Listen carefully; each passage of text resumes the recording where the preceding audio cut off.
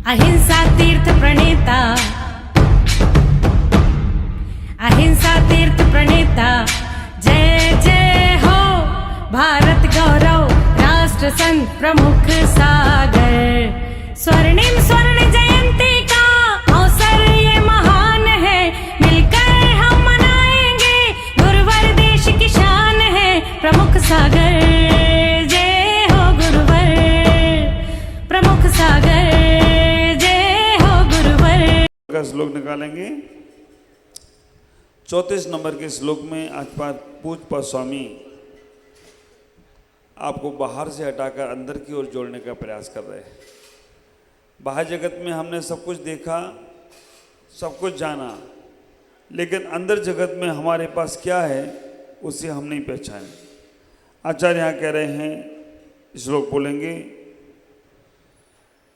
स्वस्मिन् सदाभिलाषित्वा, स्वस्मिन् सदाभिलाषित्वा, तविष्ट ज्ञापकत्वतः, दभिष्ट ज्ञापकत्वता, स्वयं हितं प्रोक्तृत्वा, स्वयं हित प्रयोक्तृत्वा, दात्मेव गुरात्मना, दात्मेव गुरुरात्मना। आचार्य पूज्यपाद स्वामी यहाँ कह रहे हैं, स्वस्मिन् सदाभिलाषित्वा दविष्ट ज्ञापकत्वता, स्वयं हितं प्रोक्तृत्वा, दात्मेव गुरात्मना मना। स्वामिन स्वस्मिन् अपने में ही, सदाभिलाषित्वा प्रशस्त मोक्ष अभिलाषा के सुख को चाहने वाले, अभीष्ट ज्ञापकत्वतः अपने प्रिय पदार्थ को जानने वाला होने से, स्वयं हित प्रोक्तृत्वा अपने हित में अपने आप को लगाने से, आत्मा एवं आत्मा ही आत्मनः गुरु, आत्मा ही आत्मा का गुरु है। विचार करो, हमें तो कई बार ये लगता है कि आचार कैसे, जैसे बच्चों को हम खिलौना देते ना, बेटा ये देखो कितना अच्छा खिलौना है, और बच्चे वो खिलौने में जब खुश हो जाते हैं ना तो बाहर की चीज़ें छूटती जाती है, और जब उन्हें बाहर के पदार्थ छूटते छूटते खिलौने में जब वो आसक्त हो गए तो उनसे कहते हैं कि खिलौना भी बेकार का है। ये खिलौना भी बेकार का है, क्योंकि अंदर जो तुम्हें अपने जीवन में जीना है वो सब तुम्हारे पास में है, ये बाह्य वस्तु नहीं है। कल तक तो बात कर रहे थे कि गुरु से बात कर लो, अपने गुरु से तुम्हारा काम हो जाएगा और गुरु के माध्यम से मोक्ष तुम्हारा मिल जाएगा, और आज कह रहे गुरु बाहर का काम वाला नहीं है, तुम्हारे बाहर का गुरु बाहर रह जाएगा, और अंदर में जो तुम्हारी आत्मा है वो ही तुम्हारी सही गुरु है। यहाँ पर कह दिया आचार्य पूज्यपाद स्वामी ने, गुरुरात्मनः, गुरुर आत्मना का मतलब है कि जो आपके अंदर आत्मा बैठी है वही तुम्हारी गुरु है। एक उदाहरण हम बहुत पहले सुनाते थे, प्रसंग बस सुना देता हूं। एक व्यक्ति गणेश जी के मंदिर में गया, गणेश जी के मंदिर में गया और गणेश जी के मंदिर में जाने के बाद उसने लड्डू चढ़ाया। भगवान गणेश जी को लड्डू चढ़ाया, भगवान जी को लड्डू अच्छे लगते होंगे, गणेश जी को बोलते हैं ना, गणपत बप्पा मोरिया अद्भुत लड्डू चोरिया। आने वाली है गणेश चतुर्थी, आने वाली है, पर्यूषण की एक दिन पहले आ जाएगी। वो गणेश जी का भक्त था और भगवान के पास गया और भगवान से कहा, भगवान मेरी रक्षा करना, मेरी सुरक्षा करना, संसार में मैं अच्छे से रह सकूं, मेरा ऐसा जीवन देना। उसने लड्डू चढ़ा दिया, और जैसे ही लड्डू चढ़ाया, आंख बंद करके भगवान को प्रार्थना कर रहा था कि वो लड्डू, एक चूहा आया और वो खींच के ले गया। जैसे ही वो लड्डू चूहा खींच के ले गया, उसके मन में आया मैंने क्या किया, ये भगवान को लड्डू चढ़ाया और चूहा ले जा रहा है, और चूहा ले जा रहा है और भगवान कुछ नहीं कर रहे, चुपचाप बैठे हैं। उसके मन में विचार आया, जब ये भगवान अपने लड्डू की रक्षा नहीं कर पा रहे तो मेरी रक्षा क्या करेंगे। आप विचार करके रखना, उनके उसके मन में विचार आ गया कि भगवान जो हमने इनको लड्डू चढ़ाया और उसकी रक्षा नहीं कर पा रहे तो ये हमारी रक्षा क्या करेंगे। मन में विचार आ गया, लगता है भगवान से ज़्यादा पावर इस चूहे के पास है। कई बार आप लोगों के मन में भी भाव ये आ जाते हैं, हमने मंदिर में भगवान की इतनी पूजा करी, इतना हमने उपासना करी, सब कुछ किया और भगवान ने मेरा एक काम नहीं कराया, तो क्या है, भगवान होने लायक नहीं है। कई लोग तो ऐसे ऐसे आते हैं कि मंदिर के बाहर चप्पल उतार के चले जाएं मंदिर में, और चप्पल कोई उठा के ले जाए तो बस उसके मन में विचार कभी कभी कोई कि आ जाए, ऐसा विचार, हे भगवान मेरी चप्पल की रक्षा नहीं कर पाए तो हमारी रक्षा क्या करेगी। आप विचार करके रखना, ये भगवान मेरे चप्पल की रक्षा नहीं कर पाए, मंदिर के बाहर से चप्पल ही चली गई। कई बार तो लोग कहते हैं भगवान अपनी भी रक्षा नहीं कर पा रहे, मंदिर से भगवान चोरी चले गए। अभी चले गए ना, बारू खिड़िया क्या है वो, आप विचार करना, लेकिन मिल गई सारी। तो कभी कभी हमारे मनों में ये विचार आता है, ये विचार आप ख्याल करना, भगवान क्या नहीं कर सकता, सब कुछ कर सकता है, लेकिन आप हमारी दृष्टि बाह्य में ही है।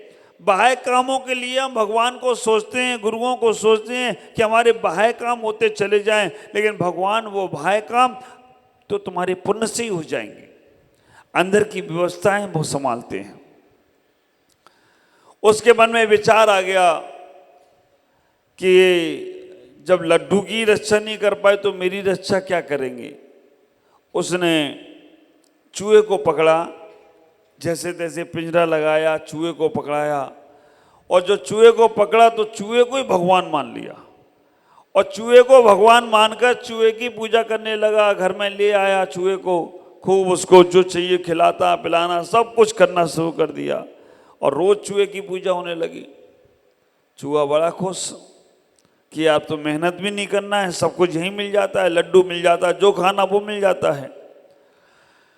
थोड़े दिन बाद घटना ये घट गई कि वो चूहा जैसे ही घर में से घूम रहा था, एक बिल्ली आ गई। ये उदाहरण सुना होगा, लेकिन फिर समझ सुना रहा हूं। बिल्ली जैसे ही आई, बिल्ली को जैसे ही चूहे ने देखा, चूहा तो दुम दबा के भागा। उसने कहा भगवान मैं फिर धोखा खा गया, मैंने तो सोचा था ये चूहा ही भगवान होगा, लेकिन ये तो बिल्ली से डर रहा है। बिल्ली से डर रहा है तो आखिरकार उसने बिल्ली को पकड़ा, बिल्ली की पूजा करने लगा। बिल्ली को भगवान मान लिया, बिल्ली को भगवान मान लिया, बिल्ली की पूजा कर रहा था, बिल्ली को सब कुछ दे रहा था। तभी अचानक घटना घटी। बिल्ली की आदत होती है एक घर से दूसरे घर में जाना। अब देखना, कुत्ते की आदत होती है एक मोहल्ले से दूसरे मोहल्ले में जाना, बिल्ली की आदत होती है एक घर से दूसरे घर में जाना, चूहे की आदत होती है एक बिल से दूसरे बिल की तलाश में जाना, और आदमी की आदत होती है पूरे संसार को अपना बनाना। ख्याल करके रखना, इसी कारण से दुखी है, क्योंकि जो है उसमें खुश नहीं है तो आप दुखी होने वाले हो। चूहा एक बिल में ही खुश रहे ना तो वो कभी पकड़ा ना जाए। वो एक बिल से दूसरे बिल में जाने की तैयारी करता है तो पिंजरे में फंस जाता है। वो पिंजरे को भी बिल समझ लेता है और सोचता है कि आज हमें तो हमारे इस बिल में तो रखी रोटी मिल गई। बिल्ली इस मकान से दूसरे मकान में जा ही रही थी कि कुत्ते ने गुर्राया तो बिल्ली दुम दबा के भागी। वो आदमी ने देख लिया, उसने कहा बारे भगवान मैं फिर धोखा खा गया। मैंने सोचा गणेश जी भगवान होंगे तो गणेश तो चूहे से अपने लड्डू की रक्षा नहीं कर पाए, चूहा भगवान होता, चूहा बिल्ली से अपनी रक्षा नहीं कर पा रहा है। बिल्ली भगवान मैंने सोचा था तो बिल्ली तो कुत्ते से रक्षा नहीं कर पा रही है। वो कुत्ते को भगवान बना लिया, कुत्ते को घर में रख लिया, कुत्ते को सब चीजें मिल लगी। अब कुत्ते की तो आदत होती है इधर से उधर मुंह मारना। थोड़ा लेट हो गया होगा, उसको समय पे दूध नहीं मिला होगा। आप विचार करना, वो कुत्ता चौके में किचन में चला गया। अब किचन में तो कब्जा श्रीमती जी का रहता था। अब किचन में कोई उनकी बिना मर्जी से घुस कैसे जाए? श्रीमती जी का कब्जा को चौके में, और उसने जाकर दूध देखा और दूध में मुंह मार दिया। जैसे ही मारा तो श्रीमती जी ने बेलन लिया और दे जोर से मारा कुत्ते को। कुत्ता भी काहें काहें काहें काहें करके भाग गया। उस आदमी ने देखा, उसने फिर माथा ठोका और ये बाप रे इतनी बड़ी गलती हो गई, भगवान तो मेरे घर में ही बैठे, भगवान तो मेरे घर में ही बैठे हैं और मैं इसको कुत्ते को भगवान मान लिया, बिल्ली को मान लिया, चूहे को मान लिया, गणेश जी को मान लिया। उन सबसे ज्यादा ताकतवर तो मेरी श्रीमती जी हैं। आप कभी कभी बोलते हो अरे भगवान, आप लोग बोलते हो, तो उसने उस भगवान को ही भगवान बना लिया। अब जब पत्नी को उसने भगवान बना लिया तो सुबह से उठकर भगवान के भोग की व्यवस्था करता था, उसके लिए नाश्ता बनाता था, उसको बैठा दिया। तो कुछ नहीं करना, तुम तो भगवान हो। सब कुछ उसकी व्यवस्था वो करने लग गया और रोज ओम जय पत्नी देवी आरती करने लग गया। वो तो और फूल के ऊपर हो गई। उसने कहा ये तो बड़ा अच्छा हो गया, अब तो कम से कम ये मेरी सेवा में तो लग गई। वो गुरु भक्त प्रभु भक्त कम बीवी भक्त ज्यादा हो गया। विचार करके रखना, आपको सुनने में तो थोड़ा अटपटा लग रहा होगा, लेकिन अंदर जाकर देखना कहीं ना कहीं तुम भी अपनी उनकी बातों को बहुत सारी मानते हो। उनके बिना भी तुम्हारा पत्ता हिलता नहीं है। उन्होंने कहा कि ऐसा, तो कहीं ना कहीं तो मानना पड़ता है। आप विचार करके रखना, एक महिला और पुरुष एक ही जैसी ड्रेस पहन के आई, बिल्कुल। मैंने ये क्या है? बोला मैचिंग का जमाना है महाराज, मैचिंग का जमाना है, तो जैसा मैं पहनूंगा वैसा ही इनको पहनना है, इसमें दोनों में कोई अंतर नहीं। ख्याल करना, पुरुषों को कपड़े भी अपने मर्जी के नहीं मिलते, इनकी मर्जी से कपड़ा पहनना पड़ता है। तो मानना पड़ती है, क्योंकि हमें एडजस्ट करना है। और जिन परिवारों में एक दूसरे की मान के चलते हैं वो परिवार बहुत सुख और संपन्न में होते हैं। लेकिन गलत चीज़ों का समर्थन होता है तो परिवार खत्म भी हो जाते हैं। विचार करना, उसने पत्नी को भगवान मान लिया। पत्नी को भगवान मानने के बाद वो रोज पूजा करने लगा, रोज धोख लगाने लगा। पत्नी भी रही होगी कुछ अलग टाइप की, यहाँ की नहीं रही होगी, बाहर की रही होगी। उसने कहा ये अच्छा मौका मिला मेरे को, रोज उनको छोड़ के आशीर्वाद देती थी, रोज सुबह उनकी आरती करती थी। एक दिन उसको कहीं बाहर जाना था, उसे बाहर जाना था तो उसने अपनी पत्नी से कहा आज मुझे जाना है बाहर, तुम सुबह उठकर नाश्ता तैयार कर देना। अब उसकी आदत तो हो गई थी कि बना बनाया नाश्ता खाना है, बना बनाया सब कुछ तैयार चाहिए। उसने कहा मैं भगवान हूँ, मैं नाश्ता बना के नहीं दे सकती हूँ, आपको बनाओ और मेरे लिए भी बनाओ।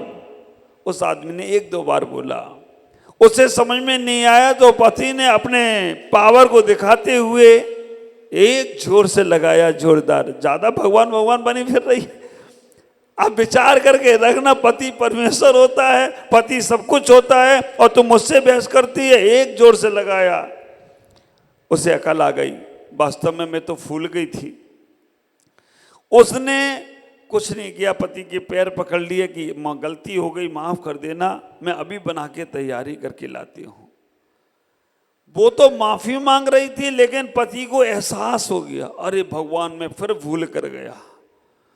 अभी तक मैंने बाह्य दृष्टि में सबको भगवान माना, लेकिन मैं इतनी भूल करता गया। गणेश जी से चूहे पे आया, चूहे से लड्डू पे, चूहे से बिल्ली पे आया, कुत्ते पे आया, पत्नी पे आया, लेकिन वो भी मेरे को झुक रही है, नमस्कार कर रही है। हे भगवान, भगवान बाहर नहीं है, भगवान तो मैं स्वयं हूँ, मैं अपने आप में परमात्मा हूँ, मैं अपने आप में गुरु हूँ। अगर ये एहसास तुम्हें हो जाए तो विचार करना, तुम्हारा जीवन सफल हो सकता है।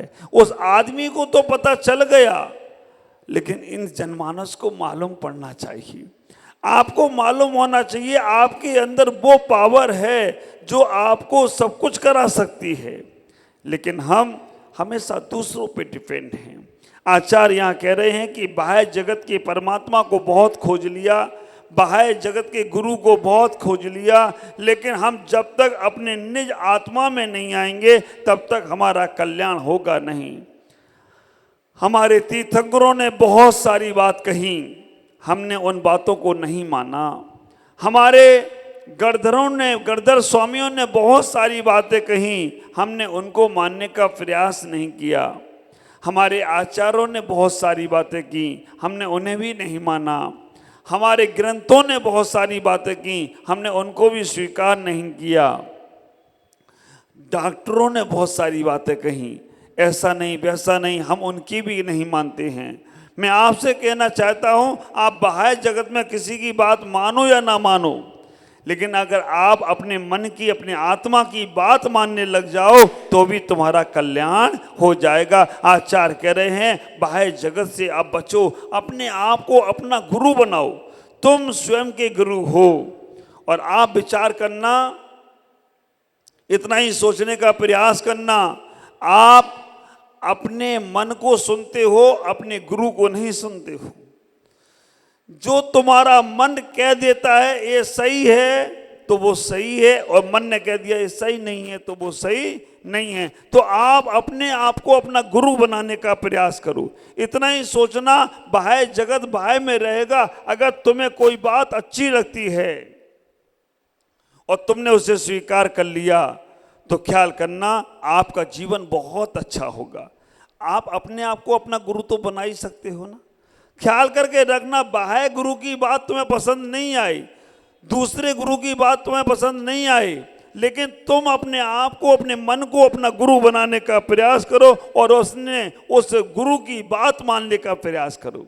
तुम्हारा कल्याण जरूर होगा, निश्चित ही होगा। आचार्य पूज्यपाद स्वामी यहाँ पर बहुत सारी बातें कहने का प्रयास कर रहे हैं। अपो दीपो भवा, जो अपने आत्मा को, दीपक को जला लेता है, वो संसार में सबको जगा सकता है, सबको सब कुछ करा सकता है। और जो अपने आत्मा को ही नहीं जगा सकता, वो दूसरों को क्या जगाएगा। हमने बाह्य जगत में बहुत सारी चीज़ें, ख्याल करना, अंदर जगत को जगाना है तो उपादान जगाना पड़ेगा, निमित्त और उपादान। बाह्य जगत में तुम्हें निमित्त तो मिलते रहेंगे, लेकिन जब तक तुम्हारे अंदर का उपादान जागृत नहीं है तब तक काम नहीं होगा। तीर्थंकर भगवानों को पेड़ से पत्ते गिरते हुए कई बार दिखे, लेकिन वैराग नहीं हुआ। जैसे ही उनके मन में उपादान का भाव जागृत हुआ, उपादान निश्चय गुरु है, निमित्त बाह्य गुरु है। बाह्य में निमित्त इतने मिल रहे हैं, उससे कल्याण हो या ना हो, लेकिन अंदर का उपादान जागृत हो जाए। मिट्टी के अंदर उपादान होता है तो मटका बनता है। अगर मिट्टी के अंदर उपादान नहीं हो तो मटका बनने वाला नहीं है। सोने के आभूषण उसी सोने से बन सकते जिसके अंदर उपादान जागृत हो। तो उपादान तुम्हारे अंदर का गुरु है। उपादान का मतलब है अपने आप को बदलने के लिए तैयार। निमित्त बहुत मिलेंगे, मैं निमित्त में हूं, लेकिन उपादान तुम्हें करना पड़ेगा। 3 प्रकार के निमित्त आचार्यों ने बोले हैं। एक उदासीन निमित्त, हमारे भगवान और जिनवाणी उदासीन निमित्त हैं। ये तुमसे कुछ भी नहीं कहेंगे। इनको पढ़कर तुम अपने आप को जगा सको तो जगा लो, अपने आप को पा सको तो पा लो। उदासीन निमित्त हैं। दूसरा निमित्त है सूचक निमित्त। सूचक निमित्त का मतलब है रेलवे की लाइट होती है लाल हरी, चौराहे पे लाइट होती है लाल हरी पीली। ये सूचक निमित्त है, सूचना दे रहे हैं कि आप मानो तो ठीक, नहीं मानो तो ठीक। तीसरे निमित्त होते हैं गुरु, जो प्रेरक निमित्त होते हैं, जो प्रेरणा देकर तुम्हें तुमसे जोड़ने का प्रयास करते हैं। इस तीसरे निमित्त की बातों को हम मानने का प्रयास करें, तभी हमारे जीवन का कल्याण होगा। ख्याल करना, भगवान कभी किसी को गुरु नहीं बनाते। दीक्षा भी लेते हैं भगवान तो नमः सिद्धेभ्यः बोलकर दीक्षा ले लेते हैं, लेकिन सामान्य व्यक्ति को गुरु बनाना पड़ता है। लेकिन उन गुरु से अंदर लौटने की कला सीखना है, अपने अंदर के परमात्मा को अपना गुरु बना लेना है। हमने बाह्य जगत के सबको गुरु बनाया, लेकिन हम भूल कर गए उस आदमी जैसे कि वो आदमी किन किन को भगवान मानता रहा, लेकिन एहसास हो गया तो वो आदमी एक दिन परमात्मा का अपने आप को समझने लगा। तुमको एहसास हो जाए, इतना सा एहसास हो जाए कि तुम सब कुछ कर सकते हो, तुम्हारे पास सब कुछ ताकत है, क्या नहीं कर सकते हो। बस उस ताकत का एहसास होने का नाम ही स्वयं परमात्मा, स्वयं को गुरु बनाने की प्रेरणा है। और जब तक हम स्वयं को गुरु नहीं बनाएंगे तब तक हम कुछ नहीं कर सकते। एक बात का ख्याल करो, हम तुम्हें दीक्षा दे सकते हैं, हम तुम्हें संस्कार दे सकते हैं, लेकिन दीक्षा की अनुभूति तुम्हें खुद ही करना पड़ेगी। हम पानी में तैरने की कला सिखा सकते हैं, लेकिन जब तक पानी में उतरोगे नहीं तब तक पानी में तैरने की कला आने वाली नहीं है। हम तुम्हें उपदेश दे सकते हैं, उपदेश के माध्यम जब तक तुम अपने आत्मसात नहीं करोगे तब तक मेरा उपदेश किसी काम में आने वाला नहीं है। इसलिए स्वयं को गुरु बनाओ। अब तुम अपना नाम लिखना ना तो गुरु फलाना फलाना ऐसे ही लिखो। जब तक तुम अपने आप को गुरु नहीं समझोगे तो फिर कैसे होगा। दूसरे के गुरु बनना आसान है, स्वयं का गुरु बनना बहुत मुश्किल है। दूसरों को सुधारना आसान है, स्वयं को सुधारना बहुत मुश्किल है। दूसरों को सलाह देना बहुत आसान है, दूसरों की सलाह मानना बहुत मुश्किल है। संसार में दो ही काम कठिन है, एक काम बहुत सरल है, दूसरों को सलाह देना सरल काम है, लेकिन सबसे कठिन काम क्या है? दूसरों की सलाह मानना। दूसरों को सलाह देने में 5 फीट का शरीर नहीं 2 इंची की जीभ हिलाना पड़ती है। सलाह दे दो, 2 इंची की जीभ ही तो हिलाना है। सलाह देने में 2 इंची की जीभ हिलाना पड़ती है और सलाह मानने में 5 फीट का ये शरीर हिलाना पड़ता है। तो विचार करके रखना, हमें दूसरों को सलाह देने की अपेक्षा दूसरों की सलाहों पर अमल करने का प्रयास करना है। और दूसरे करें या ना करें, कम से कम अपने को अपनी सलाह का, अपने को अपने मार्गदर्शक का जरूर एहसास कराओ।